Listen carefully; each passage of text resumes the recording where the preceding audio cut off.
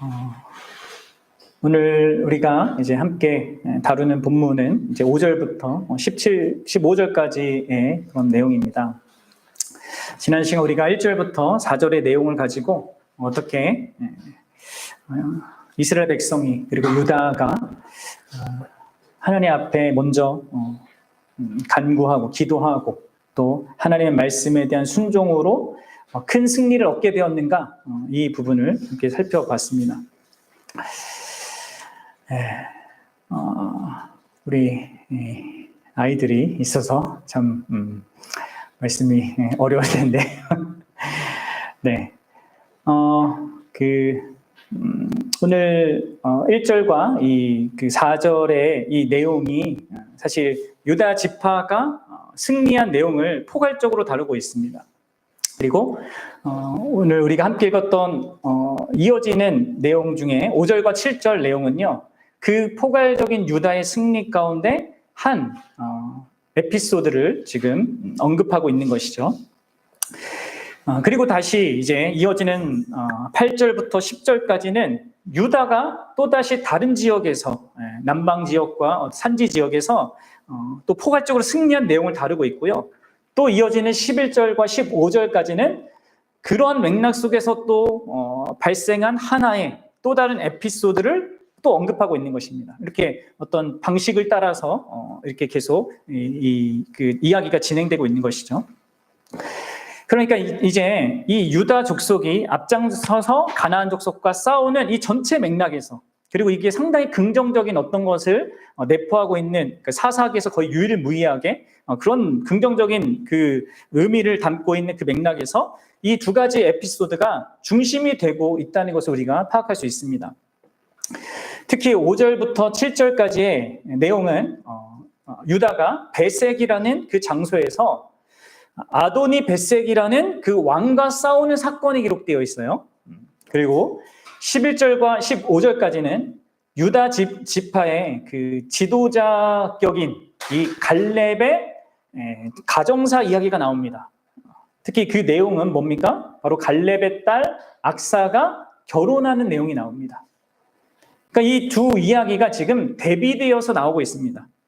앞에 이야기는 뭔가 음울하고 죽음의 냄새가 펄펄 풍기는 그런 내용이고, 이 뒤의 이야기는 뭐예요? 결혼 이야기니까 뭔가 생명과 뭐 기쁨의 그런 기운이 있습니다. 이 두 가지 내용을 통하여서 하나님께서는 어떤 그 의도를 전달하고 계신 것이겠죠. 그럼 무엇이겠습니까? 오늘 제목에도 제가 언급했지만 결국 하나님께서는 이 이야기를 통하여서 하나님 자신이 심판하는 나라가 어떤 나라인가라는 것을 이 아도니베섹의 죽음을 통하여서 보여주고 있고요. 더불어서 하나님께서 약속의 땅에서 세우고자 하는 그 나라가 어떤 나라인가, 세상에 심판받을 나라가 아니라 하나님이 세우고자 하는 그 하나님의 나라는 어떤 나라이고 어떤 모습이어야 한가를 바로 이 악사의 결혼 이야기를 통하여서 보여주고 있다고 할 수 있습니다. 그러니까 이건 거죠. 심판을 받아 마땅한 이 세상의 현실과 하나님께서 세우시는 새로운 세상, 나라의 모습, 이 두 가지가 대비되고 있는 것입니다. 그리고 이 실상은 사실 모든 세대의 교회에게 알게 하시려고 이렇게 성경에 기록하신 것이겠죠. 그래서 오늘날 우리 교회 안에 심판받을 만한 어떤 세상, 나라의 요소들을 우리가 분별하고 그것을 제거하고 이렇게 그렇게 할 수 있도록 도전하시고, 또한 더불어서 하나님이 세우신 그 하나님의 나라를 어떻게 우리가 반영하는 교회가 될 것인지, 이것을 우리가 오늘 말씀을 통해서 함께 생각해 볼 수 있으면 좋겠습니다. 네, 그러면 이 하나님께서 심판하시는 그 세상 나라의 모습은 어떤 모습인가? 결국 우리가 부인하고 부정하고 싸워야 할 그 죄악에 물든 세상의 삶의 원리는 무엇인가? 이것을 우리가 이 앞에 있는 에피소드에서 볼 수 있는 것입니다. 구약이나 신약이나 우리가 그 모든 시대에 있었던 일들 배후에 계신 그 하나님은 동일한 분이시지 않겠습니까? 그래서 여러분 우리가 이 하나님이 심판하고자 하는 이 세상의 특징을 이게 과거의 이야기로서가 아니라 오늘 우리 역시 또 우리 가정이나 한 개인이나 아니면 우리 교회 공동체가 결코 가져서는 안 되는 어떤 것으로 좀 의식하면서 우리가 좀 귀 기울여서 말씀을 들을 필요가 있습니다. 자, 그 세상 나라의 어떠함을 가장 잘 드러내는 본문이 이제 7절 말씀에 나타나 있어요. 함께 7절 말씀을 살펴봅시다. 시작. 아도니 베색이 이르되 옛적에 70명의 왕들이 그들의 엄지손가락과 엄지발가락이 잘리고 내 상 아래에서 먹을 것을 줍더니 하나님이 내가 행한 대로 내게 갚으심이로다 하니라. 우리가 그를 끌고 예루살렘에 이르렀더니 그가 거기에서 죽었더라. 아멘.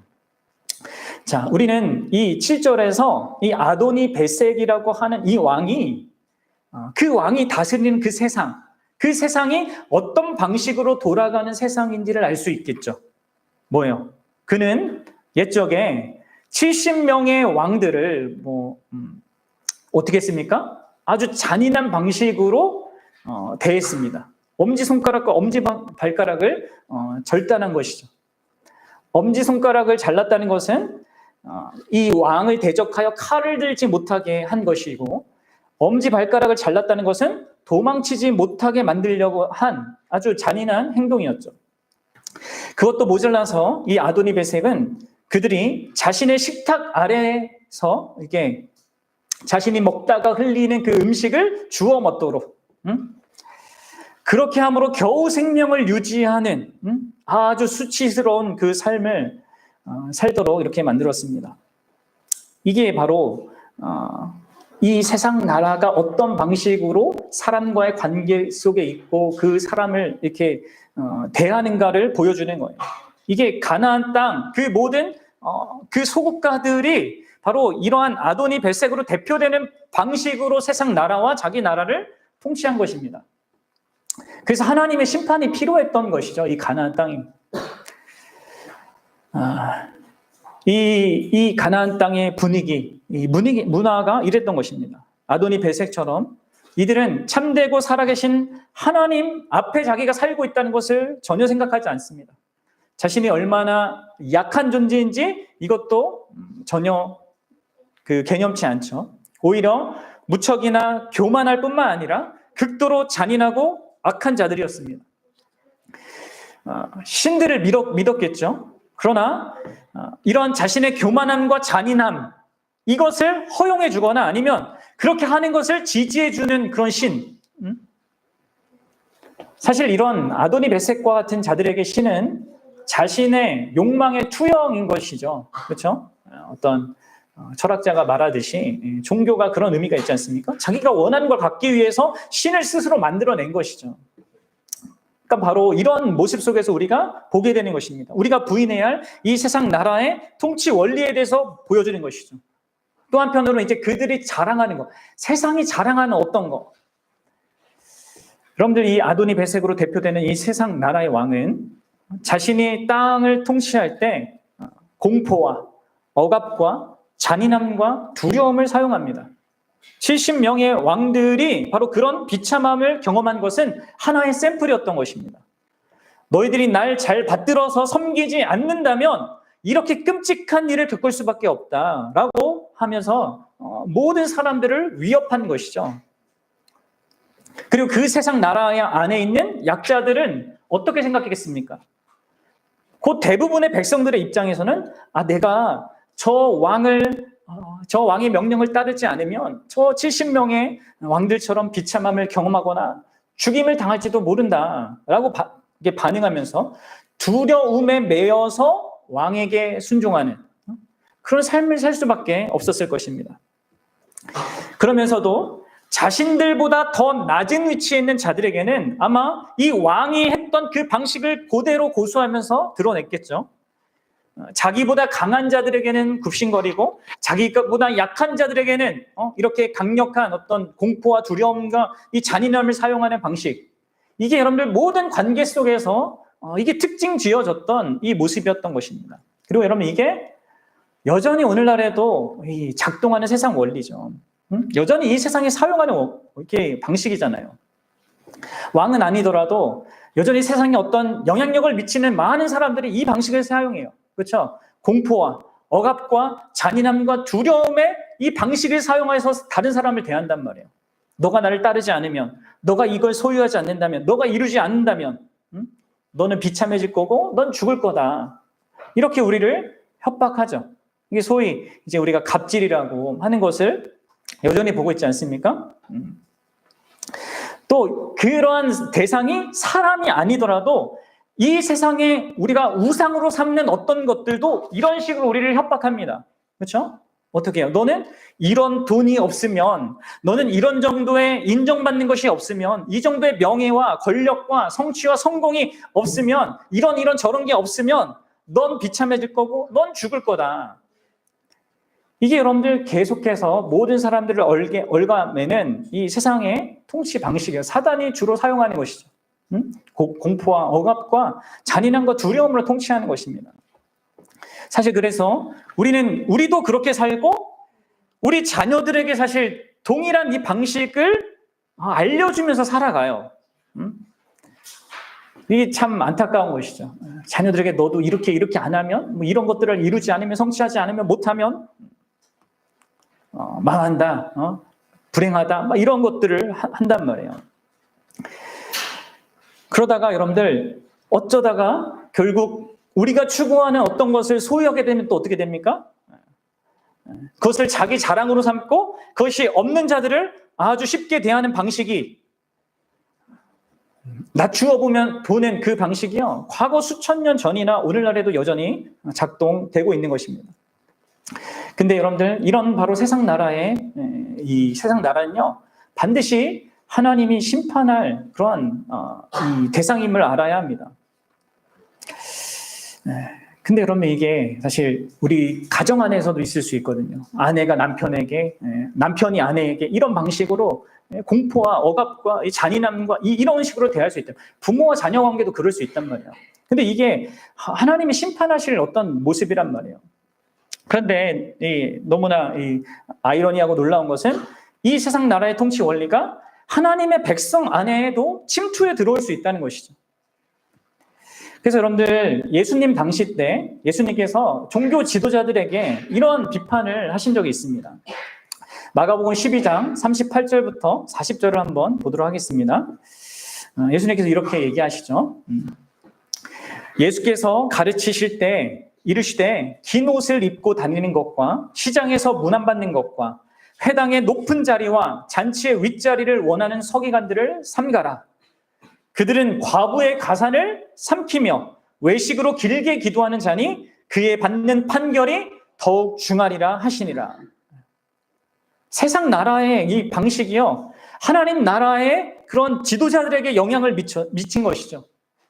겉으로 그럴듯하게 보이는 옷을 입고 사람들에게 존경 어린 인사를 받고 또 회당이나 잔치자리의 높은 위치에 앉고자 하는 이 모든 것이요, 세상 나라의 사고방식이에요. 그런데 예수님 당시 때 종교 지도자에게조차 아주 일반적인 모습이었단 말이에요. 그 결과 자신들이 진실로 섬기고 도와야 될 그 과부의 과산을 삼키는 이런 일까지 서슴지 않는 모습이 있었던 것입니다. 겉으로는 외식으로 길게 기도하고 얼마나 자신이 종교적으로 신실한지를 드러내고자 하는 이런 모습들. 그러면 이런 자들을 향해 예수님이 뭐라고 합니까? 그들이 받을 판결은 더 중하다. 여러분, 이러한 삶의 원리로 살아가는 것이 심판받을 모습인 거잖아요. 이 아도니 베섹처럼 이 종교 지도자들은 자신의 특별한 이러한 행위들, 자신의 특출난 그 특출남을 그 교만으로 드러내고 악한 수단과 방식으로 약한 자들을 올가매는 그런 일들을 했던 것입니다. 그리고 여러분들, 이런 일들은 여전히 오늘날 교회 안에서도 일어날 수 있어요. 목회자들이 여러분들 잘못하면 우리 교회 안에 있는 성도들이 어떤 기쁨과 자발성과 자유함 속에서 하나님의 교회를 섬기게 하는 것이 아니라 두려움과 공포를 조장하고 억압하고 그래서 자기에 맡겨진 그 일을 어쩔 수 없이 해내게 만드는 그런 분위기와 그런 것들을 조장할 수 있단 말이에요. 이렇게 해야 복을 받고 이렇게 하면 복을 못 받는다라는 식의 위협과 협박을 사용할 수 있단 말이에요. 그러는 가운데 연약한 자들의 가산을 삼키는 일들이 실제로 여러분들 교회 역사 가운데 지금도 교회 현실 속에서 벌어지고 있습니다. 여러분들 이 아도니베섹의 통치 방식이 단순히 과거의 한 유물이라고 생각하면 안 됩니다. 모양은 다르지만 우리의 가정이나 아니면 교회나 우리의 사회나 어떤 단체나 작동할 수 있고 작동하고 있는 방식인 것입니다. 그런데 우리가 분명히 알아야 될 것은 이 세상 나라의 방식은 반드시 심판받을 것이라는 거죠. 그래서 하나님이 심판하실 이 세상 나라의 통치 원리가 우리 교회의 통치 원리가 되거나 나의 삶의 통치 원리가 돼서는 안 됩니다. 더불어서 이들이 자랑하는 무엇 있잖아요. 그것이 우리의 자랑이 되어서도 안 되는 것이죠. 여러분 지금 아도니베섹은요 무엇을 자랑하고 있습니까? 네. 물론 지금 죽음 앞에서 이 아도니베섹은 자기가 한 일에 대해서 지금 내가 당하고 있구나, 그 대가를 지불하고 있구나 이렇게 고백하지만 그 전까지 자기 인생에서 자기가 자랑하던 것이 무엇이었습니까? 네. 이 엄지손가락과 엄지발가락이에요. 이건 아도니베섹에게 엄청난 자부심이고 자랑이 되는 그것이었습니다. 그렇죠? 근데 그 자랑을 삼았던 것, 자기가 자부심 삼았던 것, 그것이 결국은 어떻게 됩니까? 자기가 망하고 자기가 패배하는 그것에 자기의 그 비참함의 상징이 되어버렸어요. 내가 자랑하는 무엇이 나를 완전 비참하게 만드는 어떤 것이 됐단 말이에요. 여러분 이런 것들이 있단 말이에요. 우리의 삶 속에는. 여러분들은 무엇을 자랑하며 살아갑니까? 이 세상 현실 속에서. 뭐 학벌, 내가 가진 어떤 좋은 배경, 아니면 뭐 나의 능력, 내가 이룬 성취, 명예, 권력, 무엇입니까? 우리가 자랑하는 무엇이 되었든 그럼 그것이 결국 우리에게 참된 유익을 가져다 주지 못합니다. 오히려 그것이 우리를 망치고 우리를 패배시키고 무너뜨릴 수 있는 어떤 것이 될 수 있어요. 심지어 내가 자랑하는 나의 신앙생활의 어떤 그 드러날 만한 이 종교인들, 이 바리새인들인가 서기관이 보였던 그런 무엇이 오히려 내가 마지막 날에 어떤 심판받을 만한 그 어떤 이 계기가 되게 할 수 있단 말이에요. 이 요소가 되게 할 수 있단 말이에요. 예수님 앞에 그 선지자 노릇을 했던 그 사람들처럼 말이죠. 그러면 우리가 자랑해야 될 것은 이 세상의 것이 없습니다. 세상의 것을 자랑하는 자들은요, 그것과 함께 망하는 것입니다. 이걸 알아야 돼요. 이게 여러분들 하나님이 심판할 이 세상의 어떤 모습인 거예요. 자, 여러분들, 우리 하나님의 교회는 이 하나님의 나라가 어떤 나라인지를 드러내기 위해 존재합니다. 그래서 여러분들, 우리가 이제 두 번째로 살필 것은 이 교회가 드러나야 될 하나님 나라의 그 통치 원리가 뭔가 이 부분이에요. 그것이 두 번째 에피소드가 우리에게 말해준다고 할 수 있어요. 그것이 이제 11절과 15절의 내용에서 우리가 확인해 볼 수 있는데요. 여러분, 하나님이 세우실 그 나라가 어떤 모습일까? 여러분, 어떤 모습을 생각합니까? 여러분, 이것은 구약이나 신약이나 동일합니다. 하나님께서 특별히 이 사사시대에 이 가장 어두웠던 이 사사시대 가운데 가장 이상적인 결혼의 한 그 에피소드를 사용하셔서 그 하나님의 뜻을 드러내세요.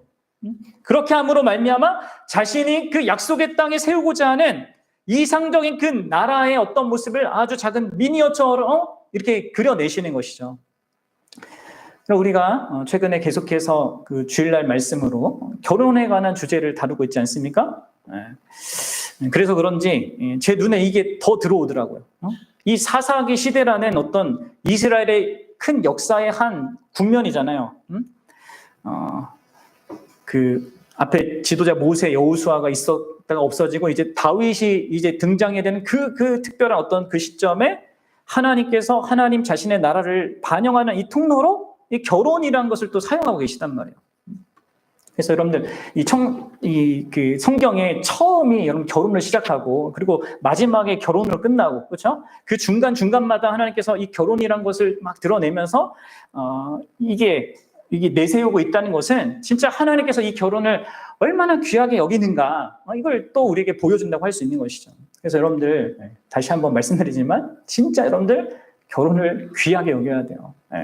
그리스도의 그 보배로운 피처럼 그리고 하나님이 우리에게 약속하신 그 영원한 약속 그것처럼, 아니면 이 세상의 그 값비싼 그 보물처럼 결혼을 소중히 여겨야 됩니다. 아내와 남편을 가장 소중하게 여겨야 됩니다. 여러분들, 그렇다면 이 결혼을 통하여서 하나님 무엇을 드러내고자 하는 것입니까? 제가 말씀드렸지만 하나님이 세우고자 하는 그 나라가 어떤 나라인가, 어떤 통치 원리로 작동되는가를 인 거예요. 그 나라가 어떤 나라여야 됩니까? 그것은 왕이신 하나님과 그의 백성인 이스라엘이 신랑과 신부처럼 서로를 깊이 사랑하고 서로를 위해 진짜 자기 자신을 내어주는 그런 사랑과 헌신의 나라여야 한다는 것이죠. 이를 이 어두운 사사 시대의 한 줄기 빛처럼 이렇게 밝게 보여주는 것입니다. 공포와 억압과 잔인함과 두려움과 억지로 움직이는 그런 나라가 아니라 서로에 대한 참된 사랑 때문에 기쁨과 감사와 자발성과 헌신에 의하여서 움직여지는 그런 나라 말이죠. 그것이 가정에서부터 지도자와 어떤 그 지도자를 따르는 그 관계 속에서, 특히 하나님과 하나님 백성 사이에 그 특징이 되어야 한다는 것을 보여준다고 할 수 있는 것입니다. 하나님은 그런 나라를 원하신 것이죠. 그리고 거기에 지금 누가 등장하고 있습니까? 그런 나라의 어떤 모습을 보여주도록 갈렙의 가족이 지금 등장하고 있는 거예요. 여러분, 갈렙이 누구예요? 이스라엘 1세대, 광야 1세대 가운데 여호수아와 더불어서 유일하게 약속의 땅에 들어오게 된 믿음의 영웅이잖아요. 그렇죠? 노년의 나이에도 가장 어렵고 힘든 그 땅을 앞서 나서서 결국 정복까지 한 그런 유다족 속의 리더이고 용사입니다. 이 갈렙이 기랏세벨이라는 또 정복하기 쉽지 않은 그 땅을 정복하는 일에 어떤 특별한 공약을 제시하죠. 바로 누구든 이 도시를 점령하는 자에게 자기의 딸을 주겠다는 거예요. 그럼 얼핏 보면 이 전통 사회에서 아버지가 마음대로 딸의 혼사기를 그냥 일방적으로 이렇게 정하는 것처럼 보입니다. 하지만 여러분들, 그건 아니죠. 본문을 잘 보면 이 기랏세벨을 쳐서 그것을 점령할 사람을 사실 아무나 할 수 있는 것이 아닙니다. 그렇죠? 그것은 바로 갈렙 자신이 보여줬던 것처럼 자신의 약함을 알지만 오직 하나님의 능력을 신뢰함으로써 나아가 싸울 수 있는 그런 믿음의 사람, 그런 자만이 할 수 있는 것이죠. 그리고 이런 중심은 사실 아도니 베섹이 보여줬던 그것과 정반대의 중심인 것입니다. 그래서 갈렙은 바로 자기 마음대로 그냥 딸을 시집 보내려고 한 것이 아니라 자신의 믿음을 닮은, 하나님이 원하시는 그런 믿음을 가진, 그런 참된 믿음을 소유하고 그것을 실천으로 드러내 보일 수 있는 자를 찾아주고자 한 것이죠. 어떤 의미에서 딸을 위한 제안이기도 했던 것입니다. 그러니까 믿음으로 가장 어려운 그 일을, 하나님을 신뢰하는 그 믿음으로 가장 어려운 일을 감당할 수 있는 자라면 자신의 딸에게 가장 좋은 배우자가 될 자격이 있을 거라고 생각했던 거겠죠. 그럼 결국 누가 그 일을 이룹니까? 바로 갈렙의 아우 그나스의 아들인 온니엘입니다. 이 온니엘이 이제 3장에 가면 첫 사사기의 첫 사사로 다시 등장합니다. 이 온니엘은 이제 갈렙과 같은 그 믿음으로 하나님께서 하신 약속을 붙들고 용감히 나아갑니다. 그래서 싸워서 결국 그 기랏세벨을 정복하죠. 그것도 막강한 적이 있는 그 기랏세벨을 정복하는 것입니다. 그리고 갈렙은 약속대로 그의 딸 악사를 온니엘에게 아내로 내어줍니다. 그래서 이스라엘 전체의 그 지도자가 부재하고 왕이 세워지기 그 전까지 이 새로운 어떤 역사적인 국면에 들어가게 된 이 사사 시대에 정말 아름다운 이 한 결혼식이 행해지는 것입니다.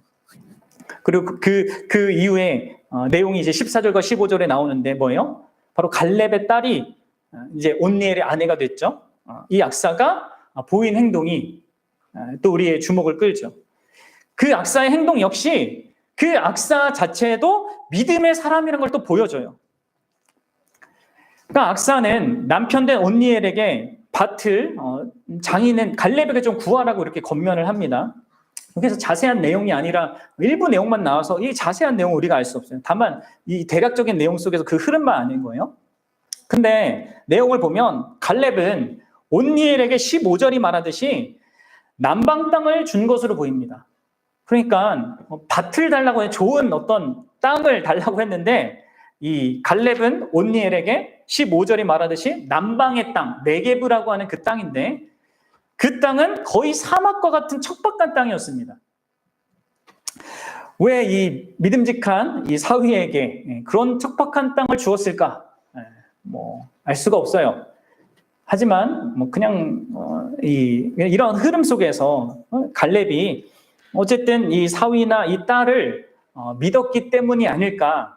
그래서 좀 더 힘들고 어려운 땅을 준 건 아닐까라는 생각을 해볼 수 있을 것 같습니다. 한번 더 개척해봐라. 이런 거 아니겠습니까? 그런데 이제 그 악사가 출가하는 그 시점에 다시 아버지 앞에 겸손한 자세로 엎드려서 한 가지를 구하죠. 그건 뭐예요? 바로 자신이 가는 땅이 척박한 땅이니까 샘물을 좀 달라. 그렇게 구합니다. 그러자 갈렙이 흔쾌히 허락하면서 그녀에게 뭘 줍니까? 그녀는 샘물을 달라고 했는데 윗샘과 아랫샘 전부를 줍니다. 여기서 여러분들 윗샘과 아랫샘이라는 것을 두 개를 줬다는 의미가 아니라 성경에서 하늘과 땅 이렇게 얘기하고 알파와 오메가 이거 얘기할 때 이거 두 개를 얘기하는 게 아니라 그 안에 있는 모든 것을 다 포괄하는 것입니다. 윗샘과 아랫샘이라는 것은 그 윗샘과 아랫샘에 있는 모든 샘에 관한 그 권리를 준 것이에요. 그러니까 남편과 척박한 땅으로 나아가겠지만 악사는 이 아버지의 도움을 받아서 그 땅을 일구고 좋은 땅으로 만들 수 있는 그 자원을 갖게 된 것이죠. 어려움이 있겠지만 충분히 이겨낼 수 있는 그 자원을 받은 것입니다. 그래서 여러분들 이 내용에 대해서 사실 여러 가지를 우리가 설명할 수 있겠지만 한 가지 분명한 것은 무엇입니까? 그것은 바로 악사가 자기 남편을 위하여 적극적인 사랑의 행동을 한 것이라는 것이죠. 그 결과 많은 복을 누릴 수 있는 자원을 공급받게 되었다는 것입니다. 바로 여러분들 이 한 결혼 안에 드러난 이 원리가 작동하는 나라를 하나님께서 세우고자 하는 것이에요. 결혼이 반영하는 하나님의 나라 말입니다. 믿음으로 하나가 되고 서로를 유익하게 하기 위해서 수고하고 적극적으로 헌신함으로 말미암아 서로를 복되게 해주는 그런 가족, 그런 가문, 그러한 지파, 그런 나라. 그것이 여러분들 결혼에서부터 드러날 뿐만 아니라 그렇게 계속 확장하는 더 크게 민족 전체가 하나님의 거룩한 신부로서 하나님께 반응하는 그 나라. 그러니까 여러분들 결혼이란 이 주제를 이 맥락에서 등장시킨 것은요, 이 하나님과 이스라엘 사이에 맺은 그 언약에 이스라엘이 충실해야 된다는 것을 드러내는 것입니다. 그래서 여러분들 이 결혼이란 주제가 이 사사기 후반부에 다시 등장해요. 거기에서는 망가진 결혼이 등장하죠. 그곳에는 이 결혼이라는 이 주제가 다시금 이 이스라엘 백성이 하나님이 원하시는 그런 나라의 모습을 전혀 갖지 못했다는 의미로 등장하거든요. 저 후반부에는. 그래서 여러분들 어떤 의미에서 이게 진짜 맞아요. 결혼의 관계, 이 부부 관계가 망가지는 것이요. 이게 가정과 사회가 이 모든 교회가 하나님 나라를 전혀 반영하지 못하고 하나님의 영광을 가리는 상태를 갖고 있다는 걸 반증하는 겁니다. 근데 이제 사사기 초기 바로 이 시점엔 그러지 않았다는 거예요. 하나님은 온니엘과 악사의 이 결혼을 통하여서 그 하나님이 세우고자 하는 그 나라의 기초가 어떻게 세상 나라와 다른지를 보이고자 한 것입니다. 그리하여서 하나님과의 관계에서 이스라엘 전체가 하나님과의 그 언약에 신실할 것을 기대한 것이죠. 여러분들 이제 결론을 맺겠습니다. 여러분들이 잘 아시다시피 이런 하나님의 기대와는 달리 이스라엘은 그들의 역사 내내 하나님과 맺은 언약에 충실하지 못한 모습을 보입니다. 이게 이제 이스라엘의 가장 좋은 어떤 한 첫 국면이고 사사기서는 계속 이제 나쁜 방향으로 이렇게 내려갑니다. 하향 곡선으로 점점 나빠지는 역사를 우리가 목도하게 돼요. 그렇죠? 그리고 이것은 끝까지 계속 가죠. 하나님은 온니엘처럼 신부인 이스라엘을 얻기 위해 싸우고 그들을 대적의 손으로부터 여러 번 구원해냈지만 여러분 이스라엘은 악사와는 전혀 달리 남편이신 하나님의 영광이 아니라 헛된 영광, 자기 스스로의 영광, 하나님으로 만족하는 것이 아니라 세상의 것으로 만족하고 늘 그 세상을 향하여 달아남으로 말미암아 하나님의 마음을 아프게 만들었습니다. 하나님이 원하시는 그런 나라가 전혀 되지 못하고 오히려 이스라엘은 하나님이 심판하셔야만 했던 그 아도니 벳색으로 대표되는 그 세상 나라와 거의 유사한 모습을 갖게 되었어요. 역사 내내. 그래서 하나님은 이러한 이스라엘에 대해서 이렇게 말씀하셨죠. 예레미야서 3장 2절과 3절에서 이렇게 얘기해요. 내 눈을 들어 헐벗은 산을 보라. 내가 행음하지 아니한 곳이 어디 있느냐. 내가 길가에 앉아 사람들을 기다린 것이 광야에 있는 아라바 사람 같아서 음란과 행악으로 이 땅을 더럽혔도다. 그러므로 단비가 그쳤고 늦은 비가 없어졌느니라. 그럴지라도 내가 창녀의 낯을 가졌으므로 수치를 알지 못하느니라. 이게 여러분 이스라엘이 보여줬던 모습이었단 말이에요. 그런데 그런 이스라엘의 상태에도 불구하고 하나님은 조금 뒤에 또 다른 놀라운 약속을 주셔요. 3장 14절부터 18절의 말씀인데 여러분 같이 한번 읽어봅시다. 시작. 여호와의 말씀이니라. 배역한 자식들아 돌아오라. 나는 너희 남편임이라. 내가 너희를 성읍에서 하나와 족속 중에서 둘을 택하여 너희를 시온으로 데려오겠고 내가 또 내 마음에 합한 목자들을 너희에게 주리니 그들이 지식과 명철로 너희를 양육하리라. 여호와의 말씀이니라. 너희가 이 땅에서 번성하여 많아질 때에는 사람들이 여호와의 언약궤를 다시는 말하지 아니할 것이요 생각하지 아니할 것이요 기억하지 아니할 것이요 찾지 아니할 것이요 다시는 만들지 아니할 것이며 그때 예루살렘이 그들에게 여호와의 보좌라 일컬음이 되며 모든 백성이 그리로 모이리니 곧 여호와의 이름으로 말미암아 예루살렘에 모이고 다시는 그들의 완악한 마음대로 그들이 행하지 아니할 것이며 그때 유다 족속이 이스라엘 족속과 동행하여 북에서부터 나와 내가 너희 조상들에게 기업으로 준 땅에 그들이 함께 이르리라. 아멘. 전혀 합당한 신부의 모습을 보이지 못한 이스라엘 백성이지만 내가 반드시 너희를 그렇게 만들겠다. 하나님이 약속하세요. 너희가 계속 달라져도 끊임없이 변덕 부려도 난 달라지지 않고 너희를 계속 사랑하겠고 너의 유익을 구하겠다. 반드시 구하고 말겠다. 이런 하나님의 마음이 그 수많은 그 예언서에서 계속 등장하는 겁니다. 호세아서에서, 이사야서에서, 에스겔과 아모스서에서 계속 반복해서 드러나요. 이스라엘 백성은 결국 옛 언약의 규정에 따라서 약속의 땅에서 쫓겨나게 됩니다.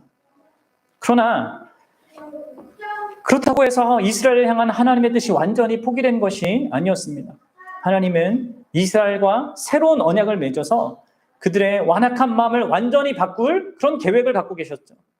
그래서 예레미야 31장 31절부터 34절에서 이런 약속을 또 하셔요.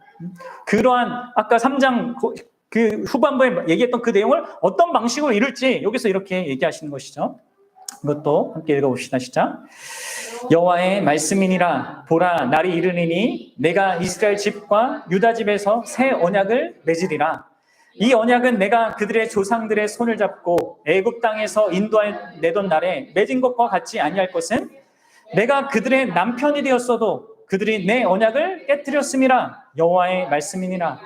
그러나 그날 후에 내가 이스라엘 집과 맺을 언약은 이러하니 곧 내가 나의 법을 그들의 속에 두며 그들의 마음에 기록하여 나는 그들의 하나님이 되고 그들은 내 백성이 될 것이라. 여호와의 말씀이니라. 그들이 다시는 각기 이웃과 형제를 가르쳐 이르기를 너는 여호와를 알라 하지 아니하리니 이는 작은 자로부터 큰 자까지 다 나를 알기 때문이라. 내가 그들의 악행을 사하고 다시는 그 죄를 기억하지 아니하리라. 여호와의 말씀이니라. 아멘. 결국 이 새 언약의 성취를 위해 누가 오십니까? 바로 예수 그리스도가 이 땅에 오십니다. 예수 그리스도는 교회와 새 언약 관계 속에서 교회의 신랑이 되셨습니다.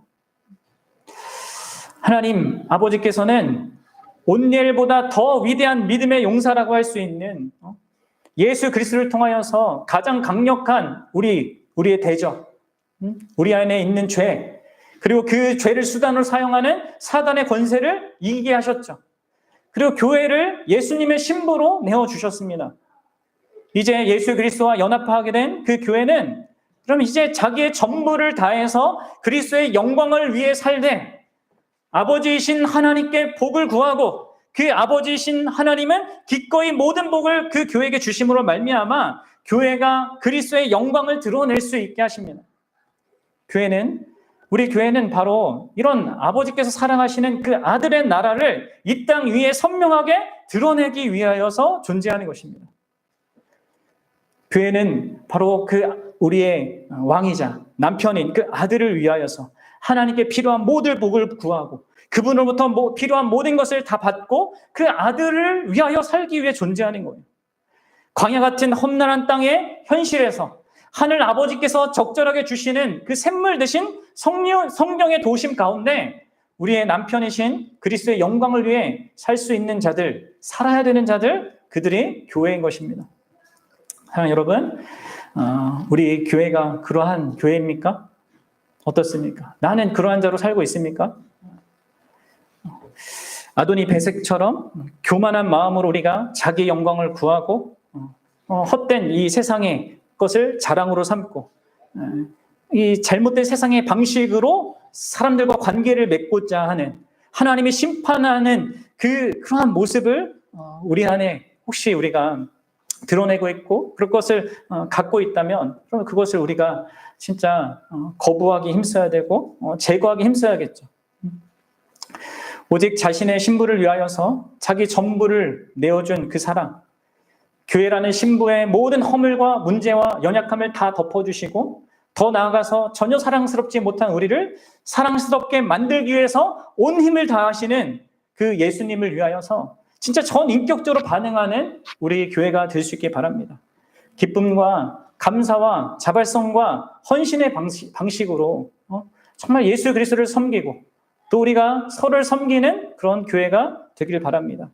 그래서 하나님께서 정말 이 땅 가운데 세우고자 하는 그 하나님의 나라가 진짜 우리 교회를 통하여서 정말 우리 각 사람을 통하여서 온전히 드러날 수 있게 되기를 정말 간절히 축원합니다. 시간 같이 기도하겠습니다.